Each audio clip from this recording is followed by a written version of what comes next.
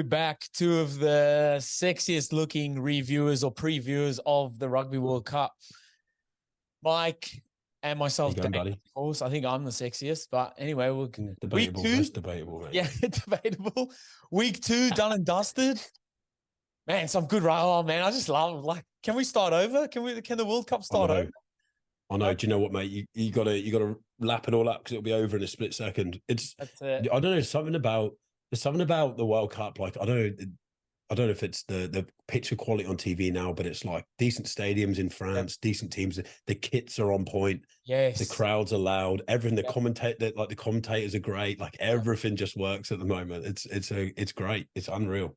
And what I'm loving the most is that like there's been some whitewashes.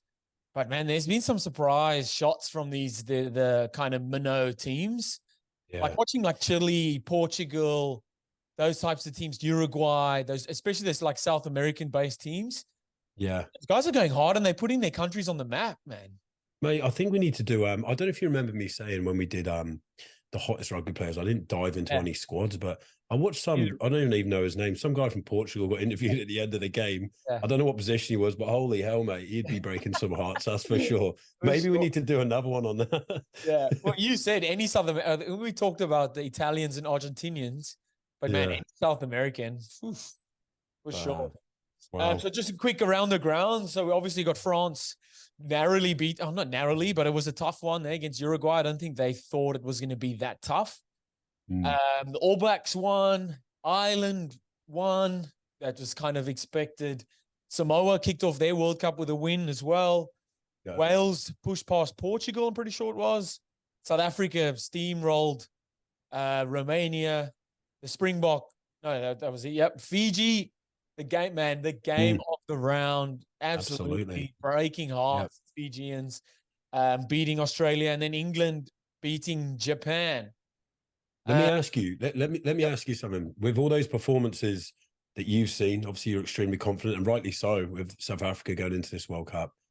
Is there any teams that you feel might threaten that dominance this year with the World Cup, or are you still pretty confident? Because I feel some teams have been a little bit on and off. Like a couple of teams have played 2 games now. A few teams have played 2 games. But is there any teams that are making you a little bit worried or not? It would be France and Ireland. I think that's so. Next weekend's game against Springboks against Ireland is going to be massive, man. Yes. Like Ireland have played. I think it was Romania, which everyone knew they were going to smoke them, and then they played Tonga, which it could have been tighter. Like we didn't know kind of what to expect from Tonga. It was Tonga's first game, but Ireland kind of blew them out of the park. And you can say that wasn't 2 of the strongest oppositions that they could have faced. Yeah.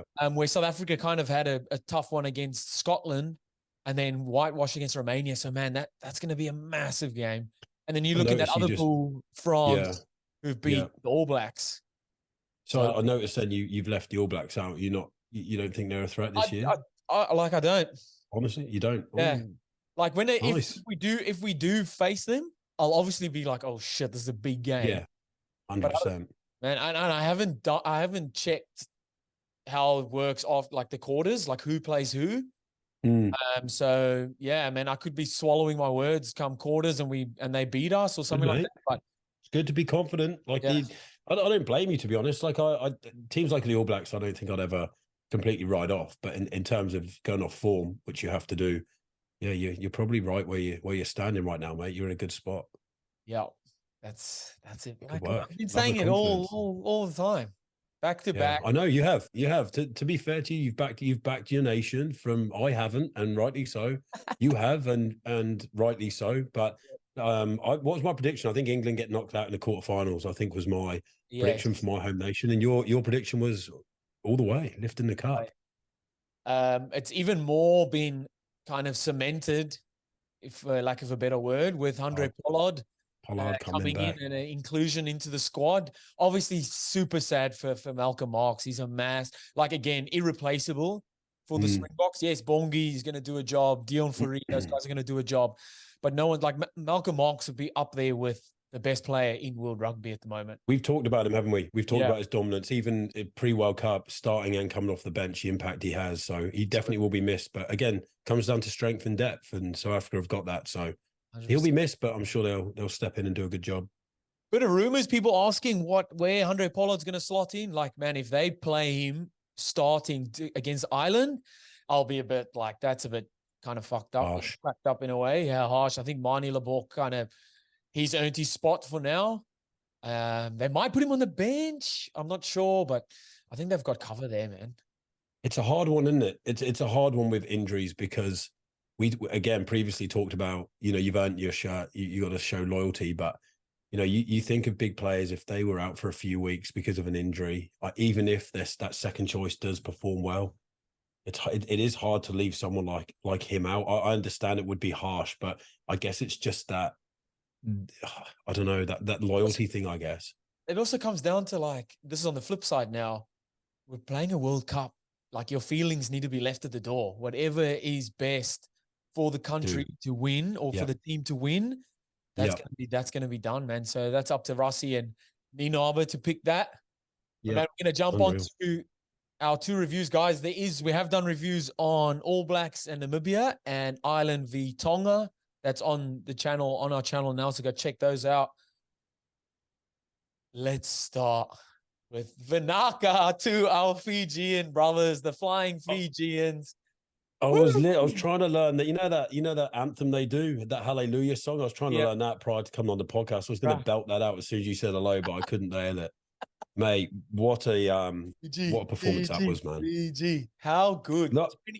So 22-15, first win in 69 years over the Wallabies. Man, going from last week's low to such a high, what a roller coaster of emotions for the Fijians. They must be. Look, I predicted Australia to win. I just truly thought that at some stage Australia was going to hit the road running. Yep. It didn't happen. It didn't happen. It wasn't because Australia played badly. I think Fiji played extremely well. Big shout out to Fiji, man. I mean, you went Fiji and you backed them. Which is great. I just think that Fiji have just got this. Again, I might be repeating myself a little bit. They've just been able to learn the game a little bit more with a lot more structure, should I say, over the last 2 or 3 years. From what I can see, they're playing as an all-rounded team rather than these exciting offloads every single second, which everyone loves to see. But now they've just got discipline. I think when we touched on Tonga last week, the Tongans and Samoans seem to go looking for those big hits, and I feel like the Fijians used to do that. From what I could see against the Wallabies, they really have sort of reined it in a bit, and they'll wait for that big hit to come. And through that itself comes a lot of discipline and a lot less penalties. And they were just well drilled and deserved the win, man. And I thought they were going to go crazy at the end. They did celebrate, but I was like, good on you. Like you still got games ahead of you, but wait, what a moment, hey? And I was just happy that we could witness Eddie Jones post. That's all I was looking forward to. Please lose Australia because of Eddie, not because I wanted you to lose the Wallabies. It was because of Eddie. But shout out to Fiji, man. Congratulations. So like you mentioned about them, like the Tongans and Samoans jumping out of the line to make those big hits. What I feel like Fiji do, and they do well, is they've still got that because they're big boys, man, big bodies, but they go together as a line. So it's more structured defense instead of kind of 1 or 2 out shooting. Yeah. And the tackles, man, that physicality in that game, there'll be some sore bodies. And you have that like kind of their talisman. He made, I think, 4 or 5 turnovers. So Fiji got 11 turnovers that game. And Botia, the flank, just anytime they run. What a machine, hey. He would just somehow come out, pop out the other side with the ball. He gets over the ball, you're not moving him. There's an absolute win. What I noticed as well is he's doing a lot of the talking when they're all huddled up. So he's obviously a senior player. Everyone is listening when he is talking. So, man, I kind of pictured or like kind of pointed him out as being their kind of one of their obviously their leaders, but leading by example, along with Nayatalevu and Tuisova. He had a game and a half. Just so both down so here, great to watch them play. It honestly. That was my first thing. Tuisova and Nayatalevu. I was just their physical presence in the midfield, their skill set. I mean, Tuisova, I've always looked at. He's got the world's biggest quads. He's got the world's biggest Fast. He's just, and you saw he's just got pace to back it up. And you can imagine, like, I play 12 a little bit, obviously for my size, but now I play 12 a little bit, and you do, like, 12s are traditionally quite powerful and quite big. Like they run the ball. To look across and see these two guys, like Nike who breaks the line all the time, out of nowhere, like a little step and handoff, and he breaks the line. And those two together in the midfield, I truly believe if this team can go further than, even the quarters, getting into the semis, those two players need to stay on the field, which I'm sure they will. They need to stay fit, because just those two in particular, and it's nothing against the rest of the team, those two in particular are just damaging. They just tear teams apart. It was cool that, like, last week they played semi at 12 and ninth level at 13, and they made that switch. And it's so good, man. I'm nothing against Semi Radradra. He's a devastating ball runner. I just don't think he has the passing ability that Tui Silva had. Many times. Yeah, he's a winger. Yeah, he played on the wing. So many times, because obviously a bigger body, Tui Silva. But in those first 40 to 50 minutes, he was looking like he was going to crash the ball and then throwing a fucking 20-meter cutout ball. And they caught the Wallabies that many times on the outside, because if you're the defender there, Mike, you're thinking they're smashing the ball up. 100%. But then out of nowhere, this big body has just rockets a ball flat across the face of the 13 to hit their 15, to make plenty of meters down the side. So I think they caught the Wallabies off guard there real early. Yeah. I think even without the physical dominance, even if you're one of the better players in the team, all eyes are on you. So with Tuisova being so deadly with running with the ball, but also having that ability to the passing game that he's got as well. Yeah, you got eyes on him, because if he hits you in contact, he's going to make meters. Yeah. The thing with Semi Radradra, mate, and you go back to his league days, played on the wing, never really had to pass the ball. Yeah. Again, nothing against him, devastating ball runner. Like he's played 12 for a long time now, but you can almost guarantee with Semi Radradra gets the ball, he's not doing those cutout passes, he's not doing those 20-meter passes. So that's what Tuisova brings to that center, is that center position, is that unpredictability of, is he just going to crash it up and make meters, or are we going to commit two players to this guy? He goes out the back and then there's an overlap and they score. So it's just mental games as well. Like it's a game to, try and tackle him, but mentally as a defender, you're like, shit, what do we do? So I think it was a really good move, I feel, put into us over there. I think it was absolutely. And then you saw like later on in the second half, that 9th level, how he can get a drift pass. He just got the little jink, man, to straighten up the line. I said it last week's pod. Against Wales, he did it as well. His ability to straighten the line is out of this world, man. One of the best centers, one of the best to do it. I do think, while we stay on the backs, obviously Kuruvoli, the 9, 5 out of 5. Yeah. How's that? Like, when you talk Weird about technique. Very. He's got a lot. Don't know. He does a lot before getting to the ball. And I always wonder when people ask me about like kicking, and I'm like, just try and keep your run up as simple as possible, because you want to be doing it the same every time. Yeah. You know what I mean? And like, you'll know exactly. But when you've got that many different steps, I'm like, fuck, man, I've forgotten half of it already. But obviously, whatever works. Yeah, 100%. I don't know if there's a guy, I forget his name, my bad, plays for Wanderers. He's a Fijian lad. Yeah. As soon as I was watching him kick, because I've done a bit of work with the Wanderers recently, exactly the same technique. Right. Both Fijian. Ben, very unconventional. Ben. Yes, it is Ben. Yeah, it is Ben. Yeah. And he was goal kicking, and when I watched him kick, I was like, a little bit unconventional. Can goal kick. Watching that 9, I was like, it's like watching the same person kick, and you wouldn't like it. I don't know. It's just, I wouldn't say it's different to watch his technique, even when he strikes the ball. But don't try and fix something that's not broken. Absolutely. You know what I mean? Absolutely. I live by that. So that was again, we talk about goal kicking all the time. We're both goal kickers ourselves, but it's important to have a goal kicker that can not only kick, but kick well as well. I mean, 5 out of 5, look at the scoreline, 22-15. And that's the one thing about adding that scoreboard pressure that we always talk about. They've done so well at being patient in attack and building phases.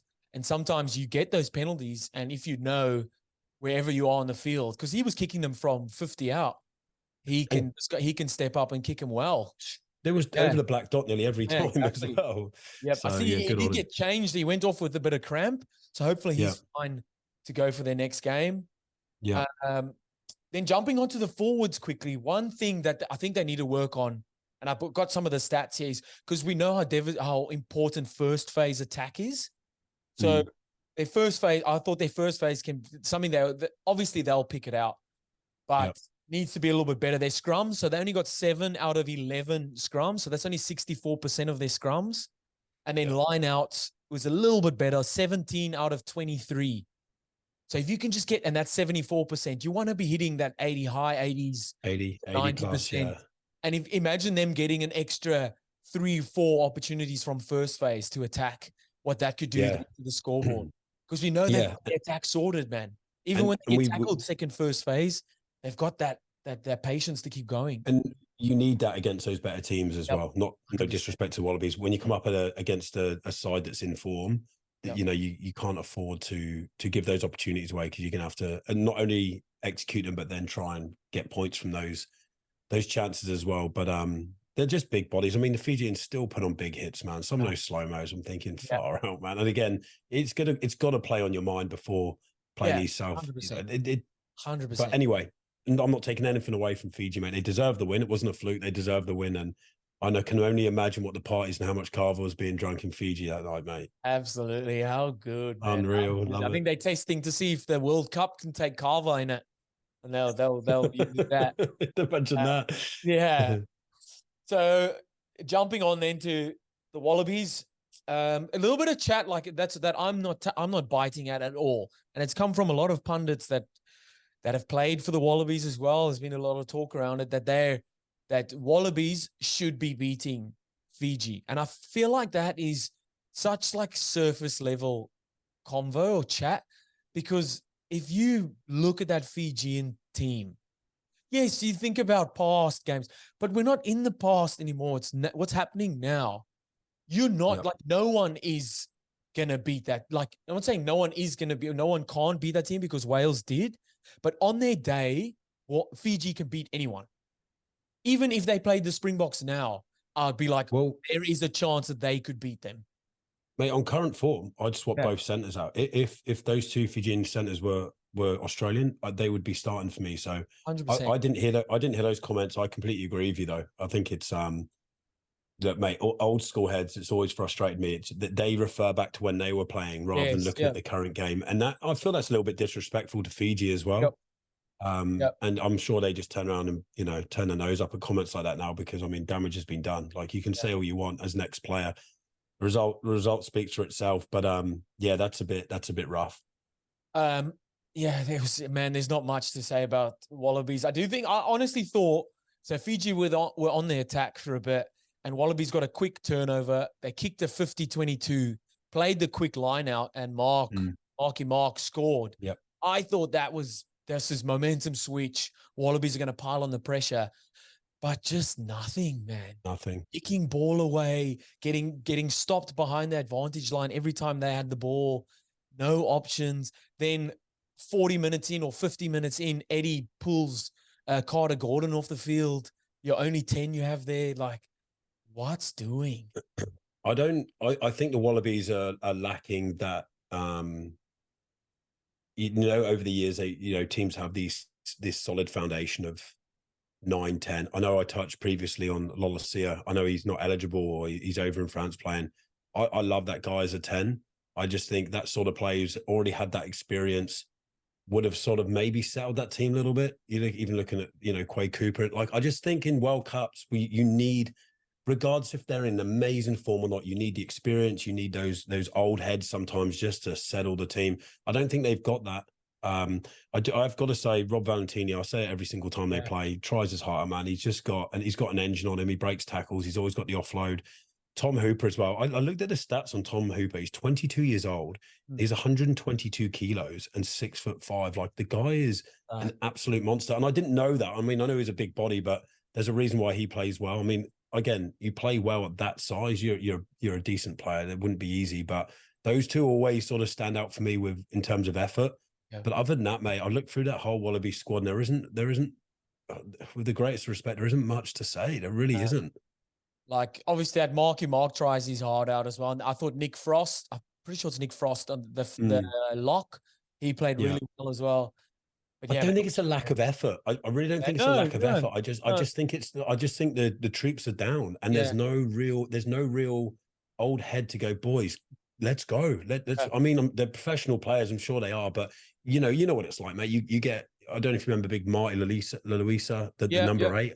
Yeah. Mate, we had him at Nelson Bay for a few years, and we sort of lacked that leadership. But when he came to the teammate, when the troops were down, which for Nelson Bay, much respect, was quite a lot. Yeah. He would pull us in, mate, and go, come on. And do you know what? Off the back of that, we would start getting closer to teams in terms of results because we had this leader that we respected and we listened to. And I just think you look at that Wallaby squad, where is that? I mean, you look at Nick White, but in terms of a dominant figure, is he a dominant figure? Probably not. Yeah, he's got experience. But no, I don't know, man. And for Eddie to come out after the game and say we'll play, Wales. I'll focus on Wales. We'll play him tomorrow. Come on, man. Again, we've talked about this in the past. Is he taking the pressure off the team and putting it on himself, or is he putting more pressure on the team? Yeah. Well, I'm feeling like more pressure like it's working the opposite. Yeah, I think exactly. Yeah. Anyway, well, let's see what happens, man. They've got to do. The only way is up, mate. That's the only positive. The only way is up from here. So I mean, like we've said, that'll make that pool really interesting if Australia do beat Wales, though. Because then it comes down to points difference on who goes through and stuff like that. So that'll be. We just want to see these teams do well, especially in a World Cup. You want to see it close. You want to see good games, and like I said, the only way is up for the Wallabies. That's our only positive at the moment. Absolutely. Well, in Uncle Eddie, Australia trust. So let's see what happens. Moving on, England, Japan. Man, I wouldn't say it was a clinical performance, but again, what England get it done. And that's all you have to do in World Cup is win games, no matter how far, close, ugly, nice, high, low, big, small. They win, man. My standout was Joe Marler's assist with the head.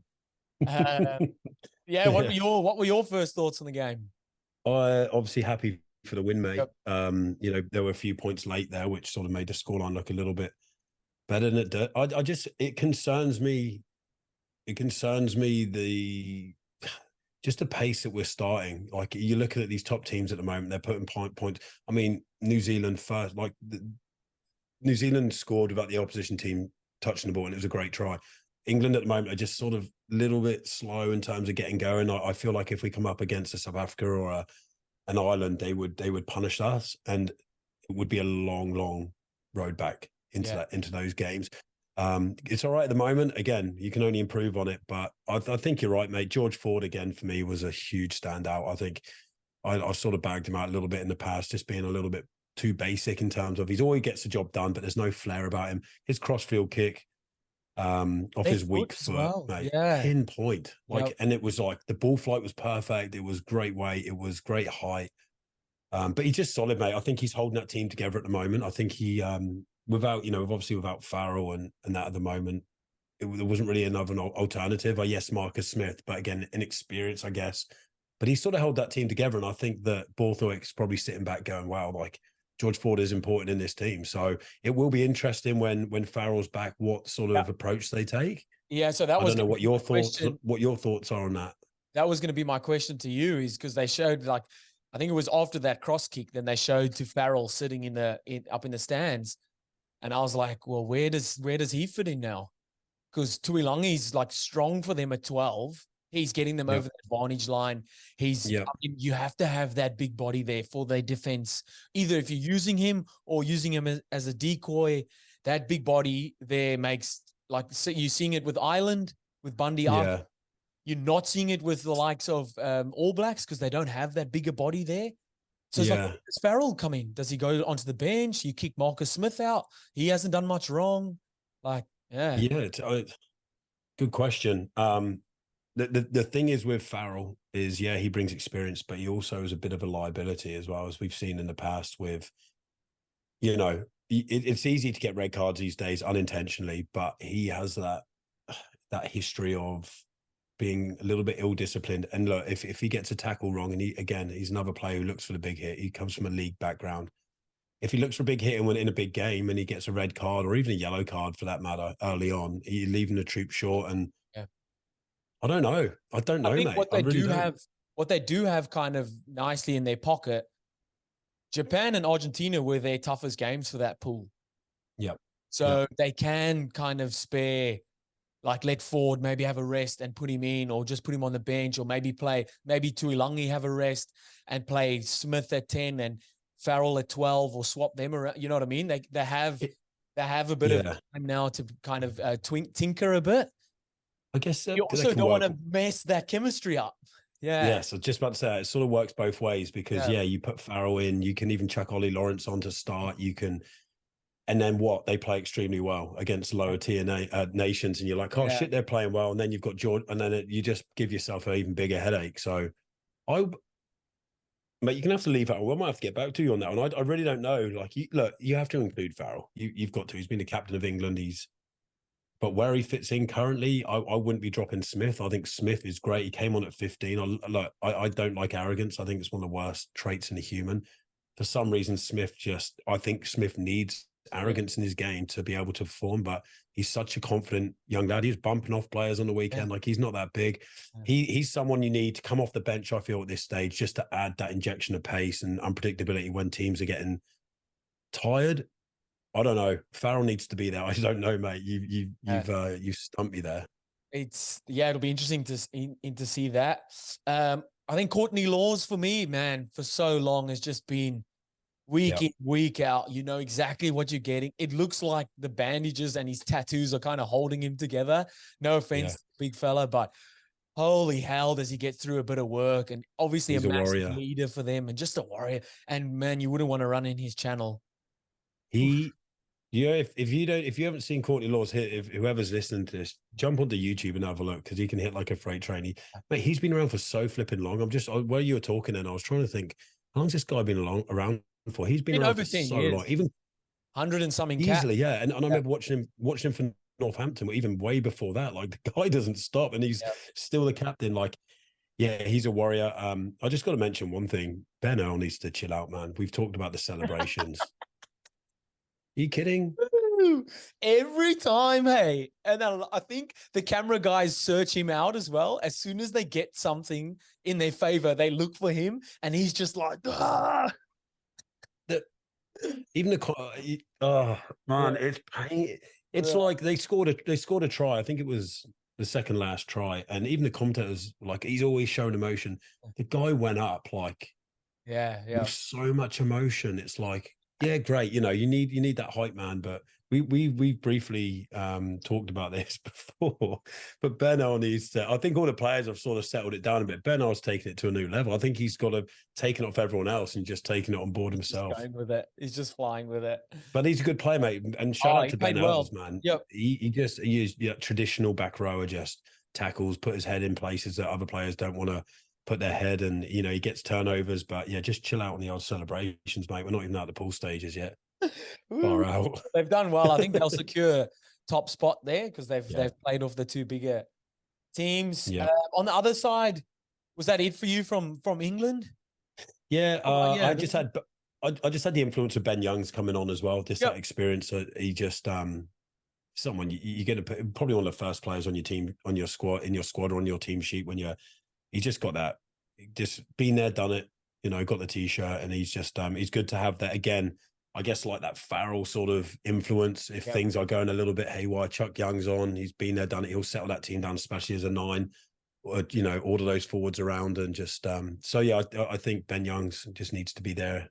In saying that, I'm loving Mitchell at 9. Unreal. He's so good. His box kicks were good too, and he's everywhere on the park. He'd be one of the fittest blokes, I reckon. He's everywhere on the park, and that's just a testament to that Saints rugby, the Northampton Saints, man, because those guys play fast, expansive rugby, and he's one of their best as well. And obviously Stewart. I just wanted to say Freddie Stewart as well. Just weapon. 22, I don't think he dropped the ball. 22 years old. Like, he looks like he's 28, 29. He's got a lifetime ahead of him, and he's just a calm head in pressure moments. From what I've heard, a proper lad too, loves to sing song and a pint. That's the guy. That's the guy. Good on him, man. Yeah. Typical English lad. That's it. Then Japan, I thought that Matsushima, very elusive, the winger. He did a little dot through the middle there. Those guys are super fast. I know they've got the smallest guy at the World Cup in their team. It's like 1.69, I think, meters. I think it's the 9. Nippy and fast, quick. I've got it here. He's 71 kilos. Oh, wow. He's like, think about how light that. The first point I put down, the guy's 71 kilos playing against likes of Hooper at 122 kilos, 6'5". And what did you say his height was? Like 1.69, I'm pretty sure. That's 6'5". That's 5'5", isn't it? Yeah, tiny. Tiny, man. That's not small. That's tiny. Well, good on him, man. Good on him. He's not injured. I used to get injured and I'm bigger than him. So shout out to him. Holy hell. I do think they might have kicked a little bit too often. They obviously picked up on something because there was a lot of crossfield kicks. Maybe that England were trying to banana defending. But I think they took away possession too often, man. I think I actually picked up on that. I think it was more of a tactic to somewhat try and relieve pressure in those pressure moments. I think it was like if we're feeling any element of pressure and we don't think we can get out, let's just use the boot. And maybe England drop the ball and we get the ball back. But it didn't really work. You're right. There was too much kicking. They've got some big bodies in their team as well. And they've got some good players as well. I think they need to back themselves a bit more. Look, are they going to win the World Cup? Absolutely not. They've got nothing to lose.